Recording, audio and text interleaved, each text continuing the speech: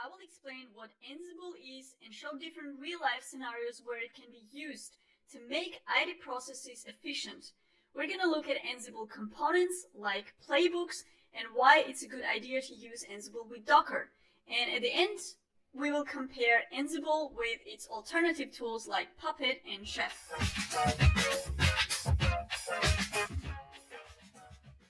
So what is Ansible? It's a tool that helps you automate different IT tasks. So now the question is, what are examples of such IT tasks and why is it important or better to do them automatically rather than manually? So let's go through these example tasks one by one. When you have a complex IT infrastructure with tens of servers, some IT tasks can be time-consuming and tedious to do manually. For example, imagine a scenario where you have 10 servers where your distributed application is running. Now let's say you release a new application version and you need to deploy that on all those servers. Or another scenario where you want to update Docker version on all those 10 servers. Sometimes such upgrades might involve multiple steps like restarting some processes, reconfiguring the environment, etc. Or yet another example of repetitive tasks that system administrators perform and often take hours to do manually, such as updates, backups, weekly system reboots, creating users, assigning groups and permissions to these users, etc.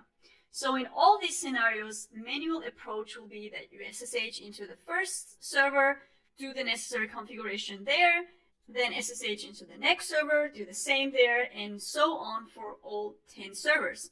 And every time this configuration or upgrade or deployment needs to happen again, you need to start from scratch and go through that whole process again.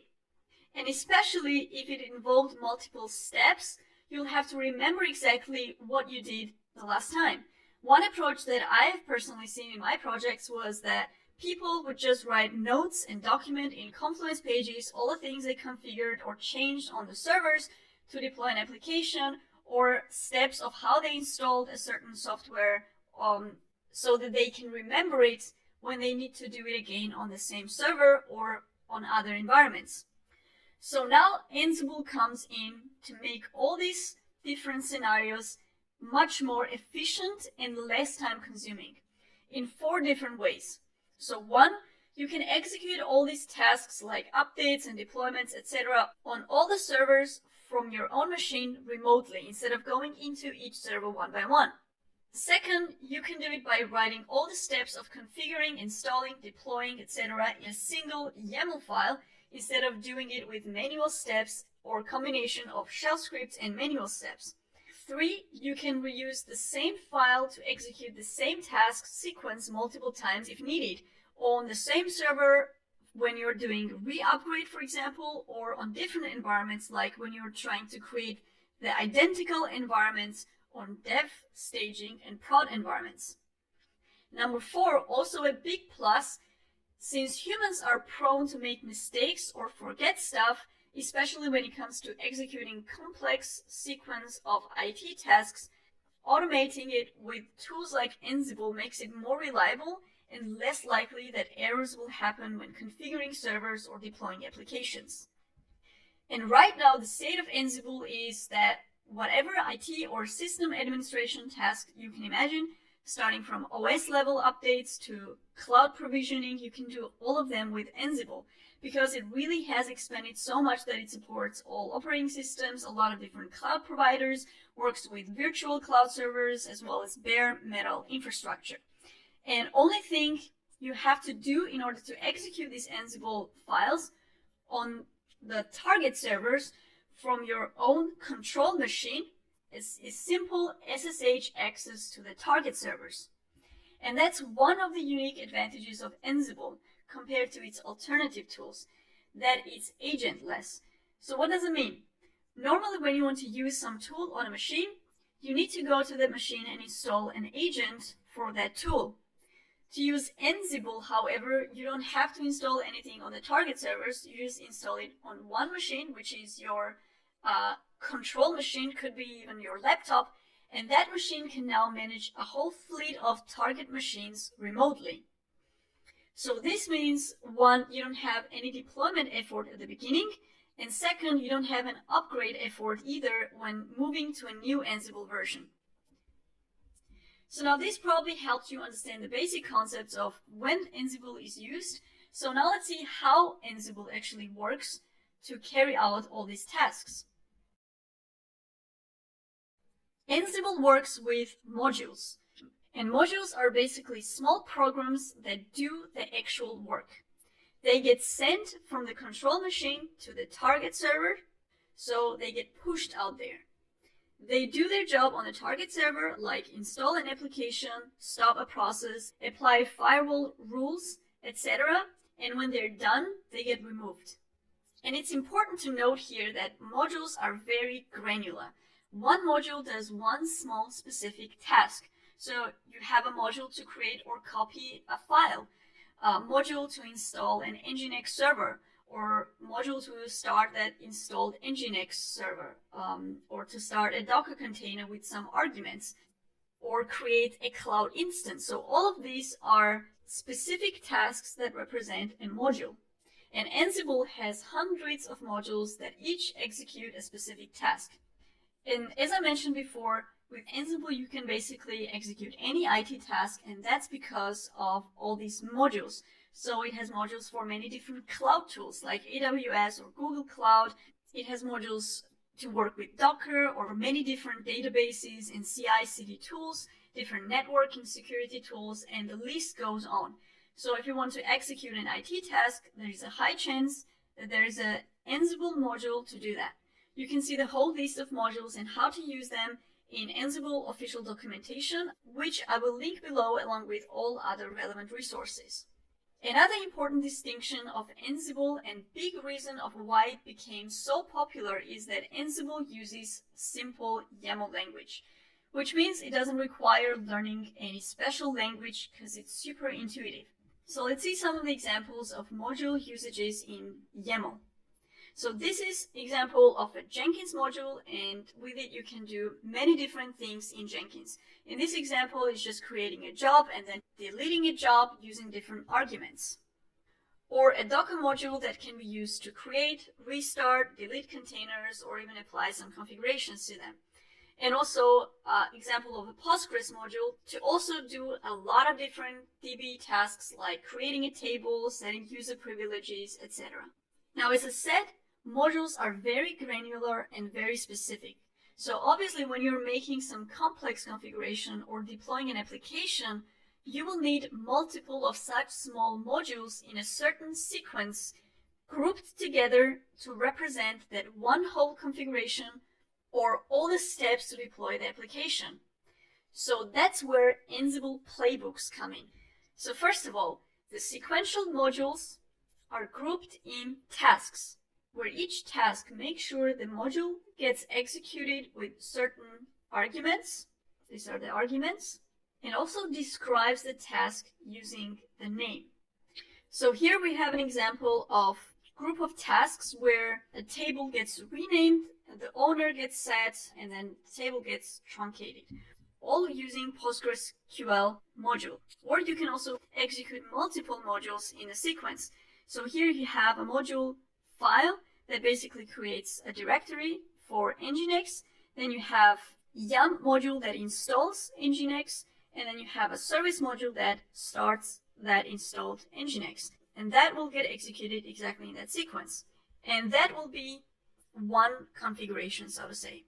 Now we've defined a sequence of tasks that should be executed, but we also have to define where or on which target machines these tasks should be executed. And we do that using the hosts attribute, which in this case says that the following tasks here should be executed on databases hosts, and we also define with which user those tasks should be executed. And the remote user is the user that will execute these tasks on that server. And here we are connecting with a root user, but you can also connect as a non-root user and then escalate to root user privileges if needed. And note the indentations here. So as I said, YAML is a very intuitive, simple language, but it's very strict about indentations. So the hierarchy or the levels of where each attribute actually very important. Another concept is that when you have, let's say, a recurring value like our table name here, which is used in many different places, you can use variables in Ansible. And the way to do that is on the same level. Here you can define vars attribute where you can define your own variables. And here I've just defined table name, which is foo, and table owner. And you can simply use the variables using double curly braces. And this whole block here that defines which tasks should be executed on which hosts and with which user, plus maybe some additional attributes, is called a play. And in a single file, you can have multiple such plays which maybe depend on each other or needs to be executed in the sequence. So here, for example, we have a play for web servers where these following tasks get executed on web server hosts. And we have another play where a bunch of tasks get executed on databases hosts. And the file that contains one or multiple plays is called a playbook. So playbook basically describes how and in which order and where, meaning on which machines, the modules, which are part of the tasks, should be executed. Or in other words, it orchestrates the module execution. And in a playbook, you can name your plays using the name attribute, just like you can name the tasks, which actually is a good practice because it kind of summarizes in plain English what the play does.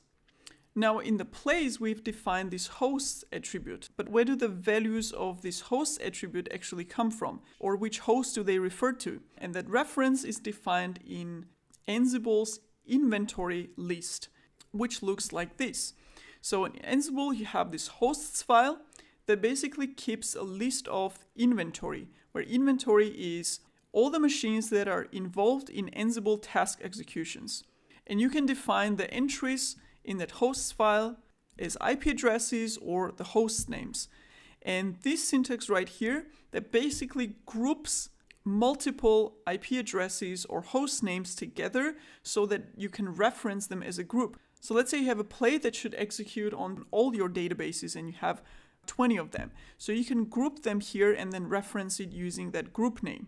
And these host names or the IP addresses could be of cloud instances, virtual or bare metal servers.